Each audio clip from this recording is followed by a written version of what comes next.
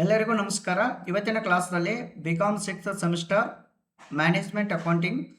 So ಈ subject ಮೇಲೆ ಒಂದು ಕ್ವಶನನ್ನು ಸಾಲ್ವ್ ಮಾಡೋಣ. ಸೊ ಕ್ವಶನ್ ನಂಬರ್ 6 ಅಂತ ಇದೆಯಲ್ಲ, ಸೊ ಇದನ್ನ ರಾಣಿ ಚೆನ್ನಮ್ಮ ಯೂನಿವರ್ಸಿಟಿ ಬೆಳಗಾವಿ 2025 ಇಯರ್ದಲ್ಲಿ 5 ಮಾರ್ಕ್ಸ್ಗೆ ಕೇಳಿದ್ದಾರೆ. ಓಕೆ, ಸೊ ಈ ಕ್ವಶನ್ ಏನಿದೆಲ್ಲ ಇದು ಕ್ಯಾಶ್ ಫ್ಲೋ ಸ್ಟೇಟ್ಮೆಂಟ್ ಮೇಲಿದೆ.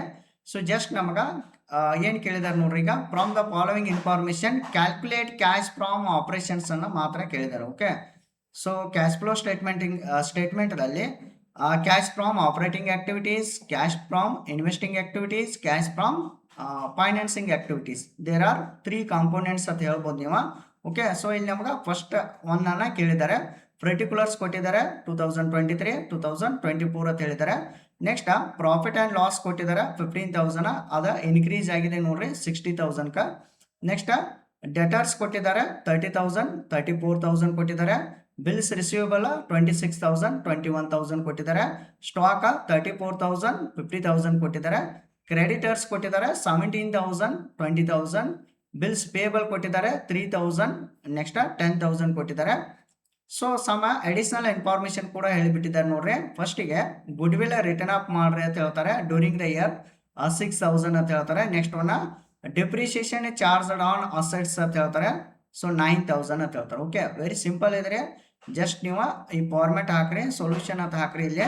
So next cash flow statement ಅನ್ಬೋದು. ಇಲ್ಪ ಅಂತಂದ್ರೆ ನೀವು ಕ್ಯಾಶ್ ಫ್ರಾಮ್ ಆಪರೇಷನ್ ಕೂಡ ಹೆಡ್ಡಿಂಗ್ ಕೊಡ್ಬೋದು ಇಲ್ಲಿ. ನೆಕ್ಸ್ಟ್ ಬ್ರಾಕೆಟ್ದಾಗ ಹಾಕ್ಬೋದು ನೀವು ಪರ್ಟಿಕ್ಯುಲರ್ಸ್. ನೆಕ್ಸ್ಟ್ ಒನ್ನ ಅಮೌಂಟ್ ಅಂತ ಹಾಕ್ರಿ. ನಮ್ಗೆ ಜಸ್ಟ್ ಒಂದೇ ಕೇಳಿದಾರಲ್ಲ, so cash from operating activities ಈ ಫಾರ್ಮ್ಯಾಟ್ ನೆನ್ಪಿಟ್ಕೋರಿ. ನೆಟ್ ಪ್ರಾಫಿಟ್ ಅನ್ನ ಮೆನ್ಷನ್ ಮಾಡ್ರಿ ಆಸ್ ಪರ್ P&L ಅಕೌಂಟ್ ಪ್ರಕಾರ. ಸೊ ಹಂಗಾದ್ರೆ ನೆಟ್ ಪ್ರಾಫಿಟ್ ನೋಡ್ರಿ, ಇಲ್ಲಿ 15,000 ಈ ಇಯರ್ದಾಗಿದೆ, ಈ ಇಯರ್ದಾಗ 60,000 ಇದೆ. ಸೊ ಇದ ನಾವು ಕ್ಯಾಲ್ಕುಲೇಟ್ ಮಾಡೋದ್ರಿಂದ ಡೈರೆಕ್ಟ್ ಆಗಿ ಜಸ್ಟ್ ಇನ್ಕ್ರೀಸ್ ಮಾತ್ರ ತೆಗೆದುಕೊಳ್ರಿ. ಸೊ ಇನ್ನೊಂದು 10 ಮಾರ್ಕ್ಸ್ ಪ್ರಾಬ್ಲಮ್ ಇದೆ, ಅಲ್ಲಿ ಚೇಂಜ್ ಬರುತ್ತೆ. ಸೊ ಅಲ್ಲಿ ನಾನು ಡಿಸ್ಕಸ್ ಮಾಡ್ತೇನೆ. ಸೊ ಇಲ್ಲಿ 15,000 60,000 ತನಕ ಎಷ್ಟು ಇನ್ಕ್ರೀಸ್ ಆಗಿದೆ ನೋಡ್ರಿ, ರುಪೀಸ್ 45,000 ಅಂತ ಹೇಳ್ಬೋದು. Okay, so net profit as per P&L account you have to mention 45,000. Okay, add ಏನು ಮಾಡ್ರಿ, ನಾನ್ ಆಪರೇಟಿಂಗ್ ಎಕ್ಸ್ಪೆನ್ಸಸ್ ಅನ್ನ ಆ್ಯಡ್ ಮಾಡ್ರಿ. ಓಕೆ, ನಾನ್ ಆಪರೇಟಿಂಗ್ ಎಕ್ಸ್ಪೆನ್ಸಸ್ದಾಗ ನಿಮಗೆಲ್ಲ ಗೊತ್ತಿದೆ almost all goodwill return off it is a non operating expenses. Next depreciation on assets it is also non operating expenses. Okay, so goodwill return off ಅಂತ ಹೇಳಿ ಇಲ್ಲಿ 6,000 ತಗೋರಿ. Depreciation on assets ಅಂತ ಮಾಡ್ರಿ, depreciation on assets. Okay, assets ಮೇಲೆ depreciation ಅನ್ನ charge ಮಾಡಿದ್ದಾರೆ 9,000. Okay, so next ನೋಡಿ, ಏನಾದರೂ ರಿಸರ್ವ್ ಇದ್ರೆ ತೆಗೆದುಕೊಳ್ಬೇಕು, ರಿಸರ್ವ್ ಏನೂ ಇಲ್ಲ. ಸೊ ನೀವು ಡಿಟೇಲ್ ಆಗಿ ಫಾರ್ಮೆಟ್ ಕೂಡ ನೋಡ್ಕೋರಿ ಅದನ್ನ. ಓಕೆ, ಸೊ ನೆಕ್ಸ್ಟ್ ಈಗ ಏನು ಮಾಡ್ರಿ, ಇವು 2 ಪಾಯಿಂಟ್ ಆಯ್ತು. ನೆಕ್ಸ್ಟ್ ಇನ್ನೇನದಾವ, ಕರೆಂಟ್ ಅಸೆಟ್ಸ್ ಕರೆಂಟ್ ಲಯಬಿಲಿಟಿ ಅದಾವ. ಓಕೆ, ಸೊ ಜಸ್ಟ್ ಟೋಟಲ್ ಮಾಡ್ಕೋರಿ. ಸೊ ಟೋಟಲ್ ಮಾಡ್ಕೊಂಡ ಎಷ್ಟು ಬರುತ್ತೆ ಅಂದ್ರೆ, ಸೊ ಇದ ಟೋಟಲ್ ಮಾಡಿದಾಗ ಒನ್ಸಿಗೆ, ಸೊ ಟೋಟಲ್ ಮಾಡಿದಾಗ 15,000 ಅಂತೇಳಿ ಬರುತ್ತೆ. ಯಾವ್ದ 6,000 9,000 ಟೋಟಲ್ ಮಾಡ್ರಿ, 15,000 ಔಟರ್ ಕಾಲಮ್ದಾಗ ಇಡ್ರಿ. ಸೊ 45,000 ಪ್ಲಸ್ 15,000 ಅಂದ್ರೆ ಇಲ್ಲಿ ಆ್ಯಡ್ ಮಾಡ್ಬೇಕಲ್ಲ. ಸೊ ದ್ಯಾಟ್ ರೀಸನ್ ಆ್ಯಡ್ ಮಾಡ್ರಿ ಅದನ್ನ. ಸೊ ಎಷ್ಟು ಬರುತ್ತೆ ಅದ ಅಮೌಂಟ್ 60,000. ಇಟ್ ಇಸ್ ಸೊ ಇದಕ್ಕೆ ಏನು ಅನ್ಬೋದು ನೀವು, operating profit before working capital changes ಅನ್ಬೋದು. ಓಕೆ, ವರ್ಕಿಂಗ್ ಕ್ಯಾಪಿಟಲ್ ಚೇಂಜಸ್ ಇದೆ. ಓಕೆ, ಸೊ ನೆಕ್ಸ್ಟ್ ಆ್ಯಡ್ ಮಾಡಬೇಕು. ಇದು ಪಾಯಿಂಟ್ ಭಾಳ ಇಂಪಾರ್ಟೆಂಟ್ ನೋಡ್ರಿ. Add decrease in working capital. ಯಾವಾಗ ವರ್ಕಿಂಗ್ ಕ್ಯಾಪಿಟಲ್ ಡಿಕ್ರೀಸ್ ಆಗುತ್ತೆ ಅಂದ್ರೆ, ಸೊ 2 ಪಾಯಿಂಟ್ ಇದರಿಂದ, ಒಂದು decrease in current assets, increase in current liability ಅಂತ ಹಾಕಬೇಕು. ಸೊ ಹಂಗಾದ ನೆಕ್ಸ್ಟ್ ಇಲ್ಲಿ ಮೆನ್ಷನ್ ಮಾಡೇ ಬಿಡ್ರಿ ನೀವು, less increase in working capital. ಯಾವಾಗ ಇನ್ಕ್ರೀಸ್ ಇನ್ ವರ್ಕಿಂಗ್ ಕ್ಯಾಪಿಟಲ್ ಆಗುತ್ತೆ, so increase in current assets.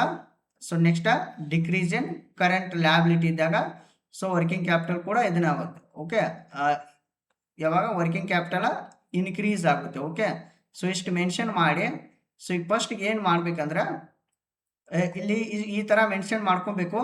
Just ಈ ಒಂದು ಲೈನ್ ಮೆನ್ಷನ್ ಮಾಡ್ಕೋಬೇಕು. ಒನ್ಸಿಗೆ ನೀನೇನು ನೋಡ್ರಿ, ಯಾವ ಲೈನ್ ಮೆನ್ಷನ್ ಮಾಡ್ಬೇಕಂದ್ರೆ ಆ್ಯಡ್ ಮಾಡಬೇಕು. ಏನಂದ್ರೆ decrease in working capital. Okay, so ಇದರಲ್ಲಿ ಡಿಕ್ರೀಸ್ ಇನ್ ಕರೆಂಟ್ ಅಸೆಟ್ಸ್ ಅಂತ ಮಾಡಬೇಕು. Next increase in current liability ಅಂತ ಹೇಳಿ ತೆಗೆದುಕೊಳ್ಬೇಕು.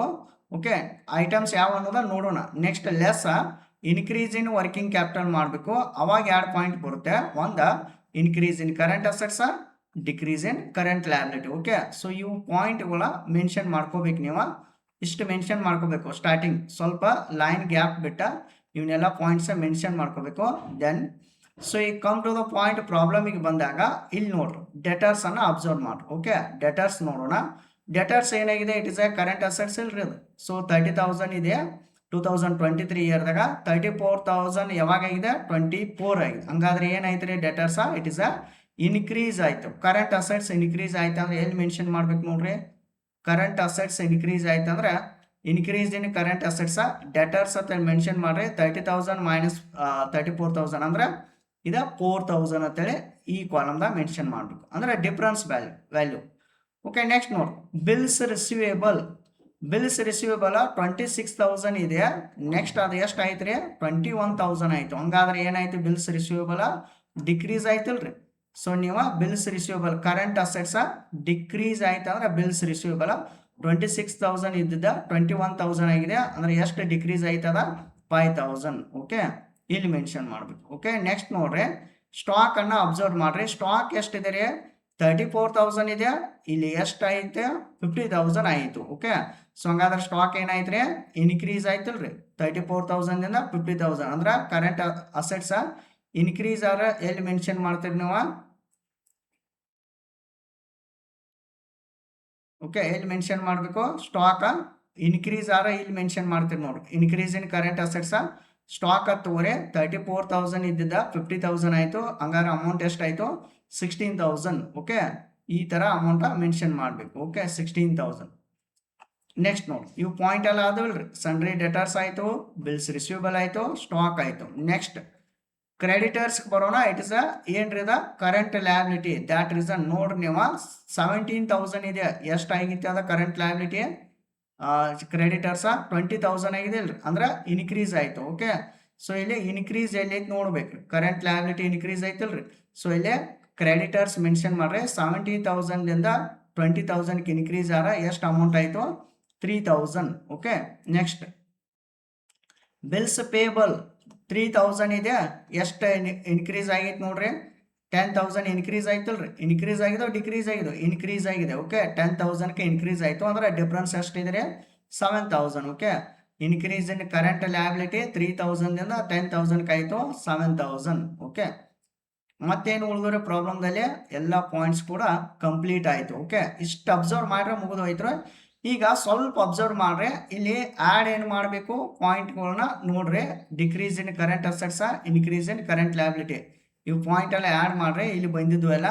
ಸೊ 5,000, 3,000, 7,000, ಸೊ 15,000 ಔಟ್ರ್ ಕಾಲಮ್ದಾಗ ಇವ ಪ್ಲಸ್ದಾಗ ಇರಬೇಕು. Okay, next less increase in working capital. ಇಲ್ಲಿ increase in current assets, decrease in current liability. Okay, 4,000. Next 16,000. Okay, so ಈ ಟೋಟಲ್ ವ್ಯಾಲ್ಯೂ ಎಷ್ಟು ಆಯ್ತಿದ, 20,000 ಆಯ್ತು. Okay, so total value 20,000. Okay, ಇದನ್ನ ಮೈನಸ್ ಆಗಿ ಮೆನ್ಷನ್ ಮಾಡಬೇಕು ಅಥವಾ ಬ್ರೆಕೆಟ್ ಹಾಕ್ಬೇಕು ನೀವು.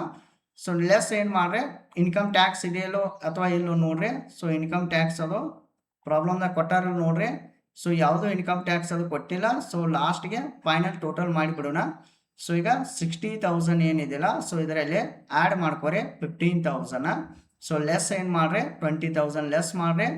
ರಿಮೈನಿಂಗ್ ಎಷ್ಟು ಬರುತ್ತೆ ಅದ 55,000 ಅಂತೇಳಿ ಬರುತ್ತೆ. It is a cash from operating activities 55,000. Okay, so ಈ ಥರ ಪ್ರಾಬ್ಲಮನ್ನು ನೀವು ಸಾಲ್ವ್ ಮಾಡಬೇಕು.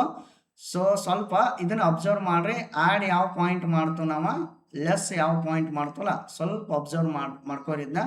ಸೊ ಇದು ಭಾಳ ಇಂಪಾರ್ಟೆಂಟ್ ರೀ ನಿಮ್ಗೆ 10 ಮಾರ್ಕ್ಸ್ ಪ್ರಾಬ್ಲಮ್ದಾಗ ಆದ್ರೂ ಕೂಡ. ಸೊ ಇದು ಈ ಪಾಯಿಂಟ್ ಭಾಳ important. Decrease in working capital add ಮಾಡಬೇಕು, increase in working capital less ಮಾಡಬೇಕು. ಓಕೆ, ಸೊ ನೆಕ್ಸ್ಟ್ ಕ್ಲಾಸಲ್ಲಿ ನಾನು ನೆಕ್ಸ್ಟ್ ಪ್ರಾಬ್ಲಮನ್ನು ಸಾಲ್ವ್ ಮಾಡ್ತೇನೆ. ಓಕೆ, ಎಲ್ಲರಿಗೂ ಥ್ಯಾಂಕ್ ಯು ಆಲ್.